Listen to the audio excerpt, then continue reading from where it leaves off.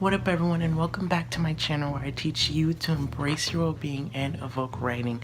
And in this video we're really going to pinpoint those new writers who are just kind of stuck and they really don't know really how to start, how to develop a blog, develop their public affairs, develop their poems, and really put it out in the world, not to just add to the noise but to really influence people and develop that authority. And today I'm going to show you how to be a writer as just starting out, and my tricks that I've learned through the years to help you be a much more influential writer.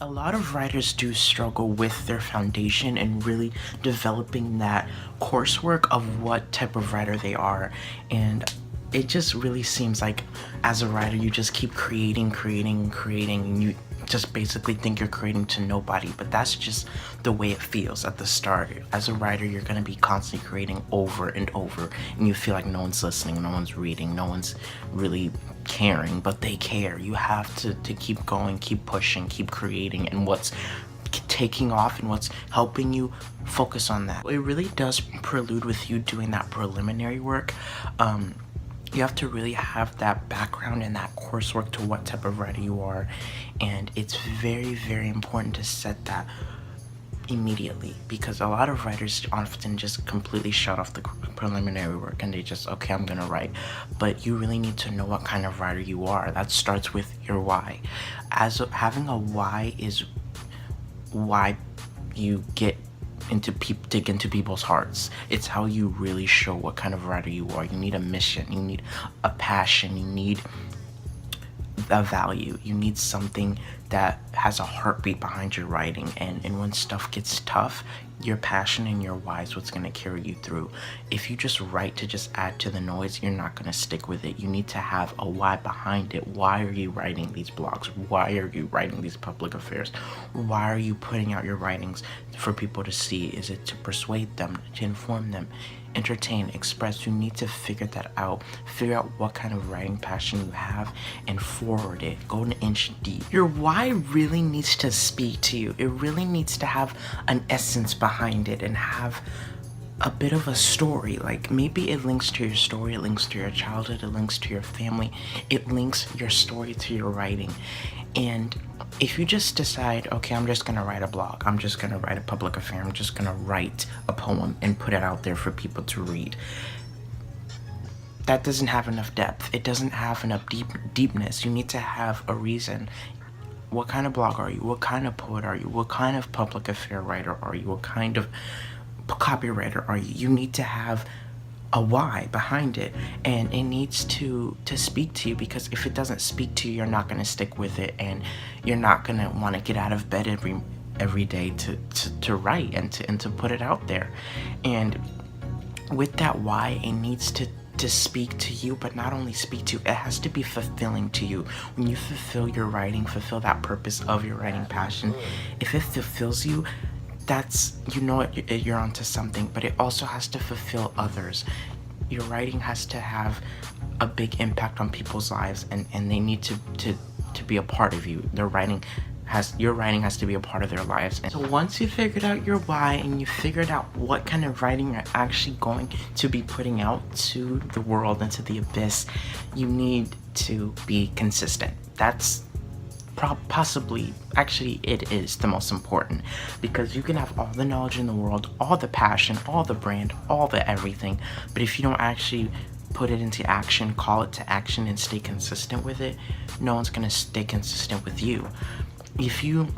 If people read your writing as a routine and they view your stuff as a routine, you know you really are doing a good job. You need to be consistent with your writing. It doesn't matter if it sucks or if you're failing, because you're gonna learn as you continue. But you have to just keep posting, keep doing your writings, keep pushing your writings out there. And once you figure out a consistent schedule, a consistent time of when you're going to be putting out your writings, people know when it's going to come. They have expectations. They have expectations of when they want to see your writings, and they see you as a routine. They're a part of your life, and that's when your schedule is really on point. When they see you as a routine, they see you as an expectation, and if you don't fulfill that expectation, they're gonna be like, what the freak is going on?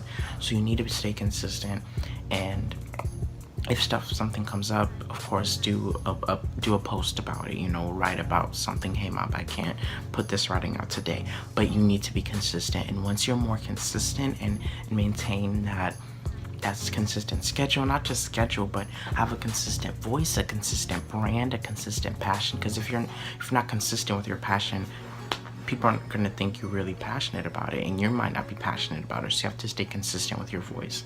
And once you're consistent with all of that, that's when you're going to dig deeper into what can I do to make my writing really influence people and dig into people in different ways. So you're more consistent. Congratulations, you are now more consistent. You are maintaining your schedule. You're maintaining that you within your writing. Next is you need to find out what you're going to write and when you're going to write it. This is very, very important, because you need to have a consistent writing ritual of what you write. Maybe you're a very, very passionate blogger, and you blog about, anything that your passion is for, of course, and you post every week or even daily of blog posts about your life, about your experiences, and how it shaped you and how you help other people. And of course, you have to know when you're going to post. You need to post it when you're going to get the most reach, the most influence. Maybe you are a editorial, you do editorials. You need to know what kind of editorials you're going to write, what's really like really requested, and what people want to really be reading at this moment, and when you're going to put it out there and share it to the world. So you need to consider what you're writing and when, because what and when come together. Yes, you can say, okay, I know what I'm writing, I know what it is, but if it doesn't come out at the right time, no one's going to see it. But if you know when you're going to write, but you don't know what it is, then it's never going to come out. So you need to really connect both of them. And that's very important, because you can be consistent all the time, but it's better to be consistently good than consistently bad. So you need to be strategic. You can't just post stuff. Yes, you're consistent, but if you just post consistently to just add to the noise, you're not going to get any influence. You really need to be strategic of why you're putting your writing out there and what it's about, and when you're really going to think it's going to get the most reach and influence, and that's when you need to post your writings. You need to set up your brand, set up those visuals, and set up that consistent page that people can really get used to. Have those colors, those images, those letters, those branded visuals and branded imaging, and just like a consistent visual brand that people can know. And once you figure out your why, you figure out your consistency, and you know what and when you should be writing, and when you should be putting stuff out, you need to get in the headspace of a writer. You can do all of that stuff, but if you're not mentally capable and mentally strong to be a writer, you're not going to stick with it. You're not going to be long term. It's not going to stick. You're not going to think of it longevity, so to speak. You need to have the headspace of a writer. Think writer. Think why are writers important? Why are writers needed in this world? Why is writing such a necessity? You need to really think at that broad term, that philosophical term, because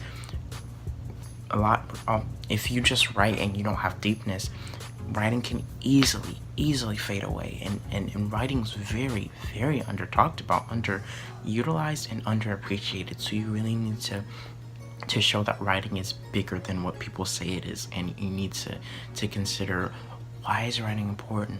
Why is writing needed? And what is needed in the writing world right now that you can serve? So you need to get in that headspace and think writer, and have the mentality of a writer, but you go deeper, you go out of the norm of a writer. You niche yourself, and once you have all of that, your preliminary work will be set in stone, and you're finally gonna start writing. So once you develop that personal portfolio, you're focusing more on the people, and you really develop that headspace as a writer to grow, you're finally gonna start writing. Yeah. But yes, you have finally started writing, and you're a writer. So, in my throat, you have to start on the personal growth.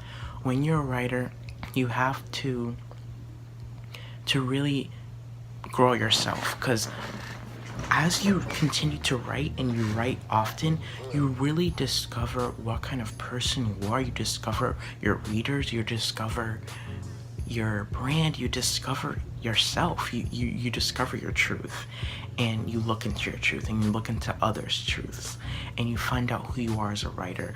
And you need to mentally track your growth. You need to keep maybe a time log, a bullet journal, or a Trello, an Evernote.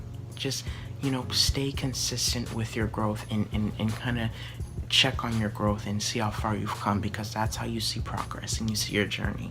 And that's a great way to stay motivated, because you're like, wow, I've really gotten this far as a writer. What more can I do? So always look at your beginning, your middle, and your end. Look at your narrative and develop that personal growth, and stay consistent with that growth, because you'll see your progress, you'll see your journey, and you'll show that to your people through your writing.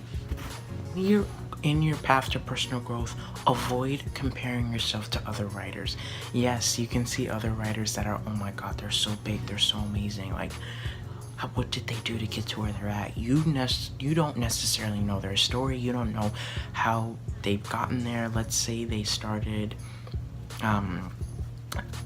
maybe they had a blog and their blog exploded. You don't know how that blog exploded. Maybe they had an Instagram where they did consistent blog posts about their writing story, and they converted that to their blog. You don't know their story. You are your own person. You are your own journey. The only person that you can be is yourself. That other person's taken. They're already doing it. They're already here. You can't take their spot. It's taken. So you need to work on yourself and work on who you are as a writer. And that's very important, because when you compare yourself to other writers, it just destroys you as a person. It makes you not proud of who you are. And if you try to emanate, that doesn't work. Yes, you can inspire yourself by other writers, have an inspiration, but not just flat out copy them, because you can't copy people. Maybe you're not passionate about it, and of course they're taken. So you need to be consistent with what kind of writer you are, and not compare yourself. Self-comparison is the grim reaper to success, according to one quote. So don't compare yourself to other writers. Don't do it. You are your own person with your own journey and your own story. Being a writer is all about being a leader. So when you start writing, you need to really amplify your writing and amplify who you are as a person, and amplify that times 10, and just push it to the next level. Embrace who you are as a person, and really push who you are as a person, and show that through your writing, because every writer has their own voice, and through that voice you can show what kind of writing you are, show your influence, show your authority. And that's how you're gonna really resonate with people, because they're like, oh my god, their voice is so much different than any other writer. Where has this writer been all this time? And once you push who you are as a person more thoroughly and more confidently and more smoothly, that's how you're gonna really have people who love you for what kind of writer you are, and kind of stick with you because of that. The next one is to set goals, but not just any goals. Goals that you can actually have full control over, not forcing someone to love you, to like your blogs, not forcing someone to comment on your editorial. Something that you can control, something that fulfills you and benefits you and makes your writing better. So maybe you do a blog post every day that has value, or you do an editorial and you post an editorial every week, or you write 200 words to 500 words to improve your writing. Goals are very important, because it makes you a much more productive writer, and it also fulfills you and makes you more willing to pursue your dreams as a writer and be a better writer, take your writing to the next level, and to always be improving and always looking for ways to improve yourself through those goals. The next one is to see writing as a way to fulfill other people's lives, and that writing is life. Writing is life. And always be innovating new ideas to be a better writer. Don't just you know, revise to see did I really get that point across. Don't just edit. Did I make any errors? You need to dig deeper. Make sure you're innovating new ideas so people expect something new for you every single time, and you're not always, doing the same thing over and over. But the biggest tip I can give to you, other than always innovating and seeing writing as life and always making new ideas to be a better writer and fulfill your audience, is to be more kind to yourself. It took me almost 4 years to learn all of this stuff, and I'm still learning.